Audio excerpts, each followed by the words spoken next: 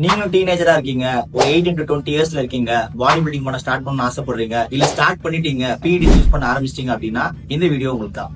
இப்பெல்லாம் நிறைய சின்ன சின்ன பசங்க எனக்கு டிஎம் பண்ணி கேட்கிற கேள்வி என்ன அப்படின்னு பாத்தீங்கன்னா, ஸ்டெராய்ட்ஸ் எப்படி யூஸ் பண்ணலாம் அப்படின்றத சொல்லி தருவீங்களா? தம்பி உன்னோட ஏஜ் என்ன அப்படின்னு நான் ரிப்ளை பண்ணி கேட்டேன் அப்படின்னு பாத்தீங்கன்னா, மேக்ஸிமம் சொல்ற ஏஜஸ் எல்லாம் எப்படின்னு பாத்தீங்கன்னா 17 சொல்றாங்க, 18 சொல்றாங்க, மோரல்லஸ் மேக்ஸிமம் 20க்கு கீழே தான் சொல்றாங்களே. இதுல ஆச்சரியமான விஷயம் என்ன அப்படின்னா, நான் ஆல்ரெடி யூஸ் பண்ணிட்டு இருக்கேன்னு வேற சொல்றாங்க. இந்த மாதிரி சின்ன வயசுலயே இவங்க வந்து ஸ்டெராய்ட்ஸ் அண்ட் பிஇடிஸ் ஸ்டார்ட் பண்ணணும் அப்படின்னு நினைக்கிறதுக்கான காரணம் என்ன அப்படின்னு பாத்தீங்க அப்படின்னா, பிஇடிஸ் அண்ட் ஸ்டெராய்ட்ஸ் இருந்தா தான் நம்மளால மசிலே பில்ட் பண்ண முடியும் அப்படின்ற மாதிரியான மிஸ்கன்செப்ஷனுக்குள்ளே இப்ப இருக்கிற யங்ஸ்டர்ஸ் நிறைய பேர் போயிட்டாங்க.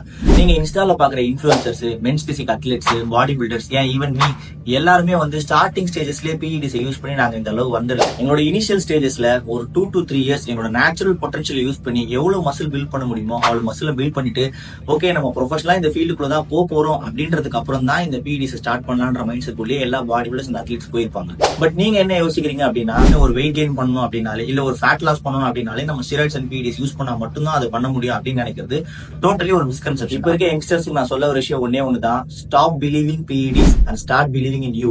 நல்ல கோச்சா ஹையர் பண்ணுங்க, அவர்கிட்ட நாலேஜ் கெயின் பண்ணுங்க, இல்ல உங்களோட பிசிக்கை டிரான்ஸ்ஃபார்ம் பண்ண பாருங்க. அது த்ரூ நேச்சுரல் வேலை எவ்வளவு பண்ண முடியுமோ அதை பண்ணி முடிங்க.